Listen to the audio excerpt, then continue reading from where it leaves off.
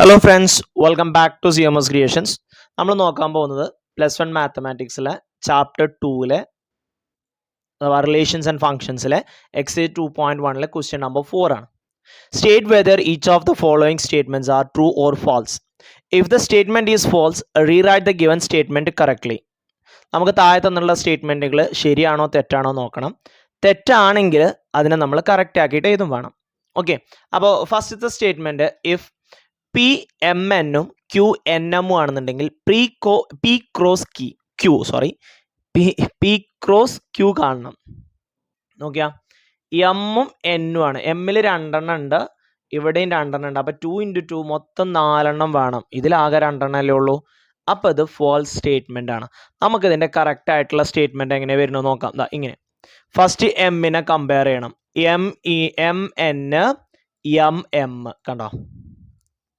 പിന്നെ എന്നിനെ കമ്പയർ ചെയ്യണം. NM.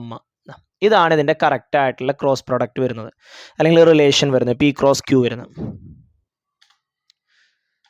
Second statement, if A and B are non-empty set, then A cross B is non-empty set of ordered pair XY such that X belongs to A and Y belongs to B. ഈ പറഞ്ഞ statement true ആണ്. എയും ബിയും non empty set ആണ്, അഥവാ ഏതെങ്കിലും ഒരു എലമെന്റെങ്കിലും ഉണ്ട്. A ക്രോസ് ബി എന്ന് പറഞ്ഞു കഴിഞ്ഞാൽ നോൺ എംപ്റ്റി ആയിരിക്കൂലേ. എയിലും ബിയിലും എലമെന്റ് ഉണ്ടെന്നുണ്ടെങ്കിൽ A ക്രോസ് ബിയും നോൺ എലമെന്റ് ഉണ്ടാവൂലേ? ഉണ്ടാവും. അത് XY ആണ്. A ക്രോസ് ബി എന്ന് പറയുമ്പോൾ X എന്ന് പറയുന്നത് എയിൽ നിന്നും Y എന്ന് പറയുന്നത് ബിയിൽ നിന്നും ആയിരിക്കണം. ഈ നേരെ മറിച്ച് B ക്രോസ് A ആണെന്നുണ്ടെങ്കിലോ, ഫസ്റ്റത്തത് എവിടെ ആയിരിക്കണം?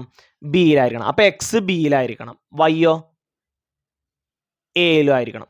ഓക്കെ, ഫസ്റ്റത്തെ എലമെന്റ് ഫസ്റ്റത്തെ സെറ്റ് ഒന്നും, രണ്ടാമത്തെ എലമെന്റ് രണ്ടാമത്തെ സെറ്റ് ഒന്നും. അങ്ങനെയാണ് നമ്മൾ ക്രോസ് പ്രൊഡക്റ്റ് ചെയ്താൽ. A ക്രോസ് ബി എന്ന് പറഞ്ഞു കഴിഞ്ഞാൽ ഫസ്റ്റത്തത് എ എന്നും രണ്ടാമത്തത് ബി എന്നും. B ക്രോസ് എ എന്ന് പറഞ്ഞു കഴിഞ്ഞാലോ ഫസ്റ്റത്തത് ബി എന്നും രണ്ടാമത്തത് എ എന്നും. ഇനി ഇഫ് A12 B34,